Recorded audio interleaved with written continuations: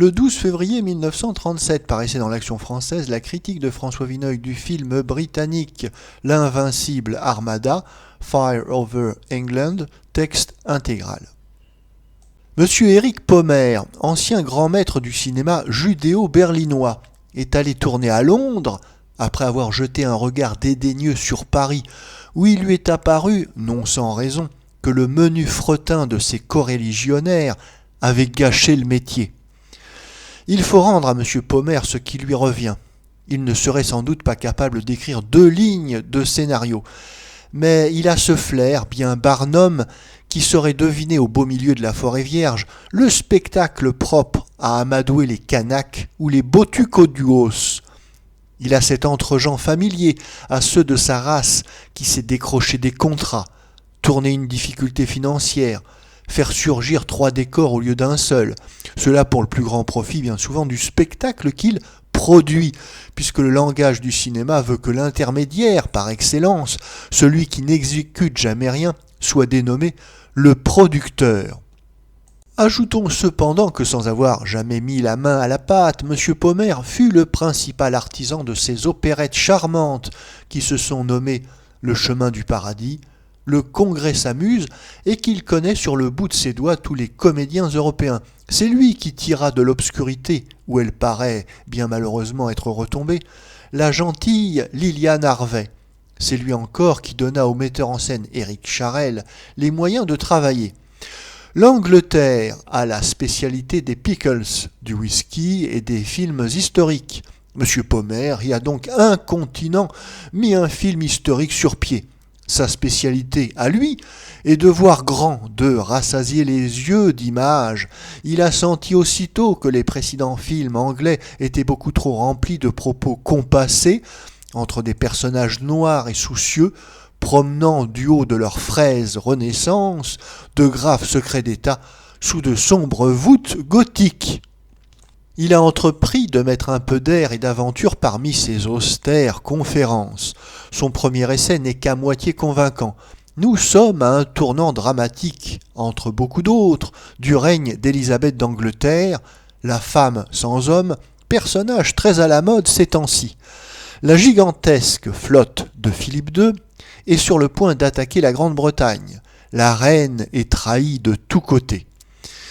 Le scénariste a pris beaucoup de peine pour introduire dans ce chapitre véridique l'odyssée d'un jeune marin plus ou moins corsaire qui parvient à s'introduire jusque dans un escurial étrangement riant pour surprendre les machinations des Espagnols, qui s'échappent à grands coups de taille et d'estoc, puis incendie l'armada en précipitant sur ses frégates une flottille de brûlots enduits de goudron.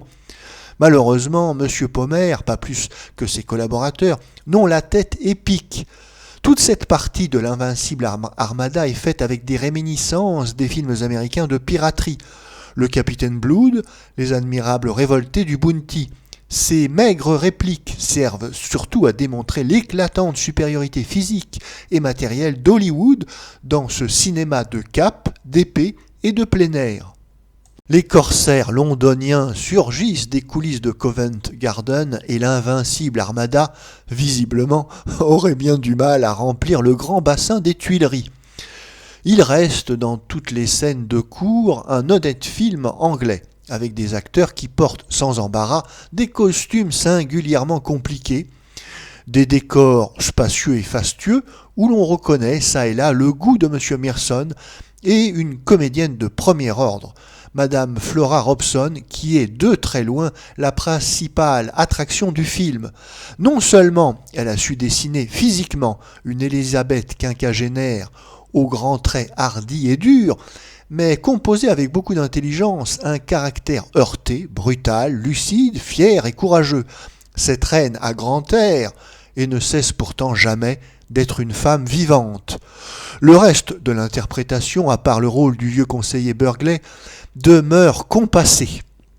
Il est difficile de dégeler, entre parenthèses, at home, ces comédiens anglais qui peuvent devenir si sensibles, si impétueux, une fois transplantés à Hollywood. On a prononcé à propos de ce film le nom de la kermesse héroïque. Il n'y a bien entendu aucune comparaison possible entre cette grande machine, honorable et assez ennuyeuse, et le chef-d'œuvre de M. Feder, qui continue à émerveiller les Américains. Les décors de M. Mearson, qui collabora aussi à la kermesse, sont souvent beaux, comme je viens de le dire. Mais on n'a pas songé à en tirer le moindre effet plastique, sauf un ou deux coups du hasard, comme quelques gros plans du vieux Burghley qui évoquent fortuitement un portrait du Titien. L'Armada n'a aucune espèce d'intérêt pictural, alors que la vivante et truculente kermesse est un musée en marche. Il est difficile de ne pas noter l'humour secret qui s'attache à ce film, exaltant fort dignement la grandeur de la vieille Angleterre, et dont les principaux responsables sont deux Aymatlos, M. Korda, juif hongrois, et M. Pommer, juif roumain ou allemand.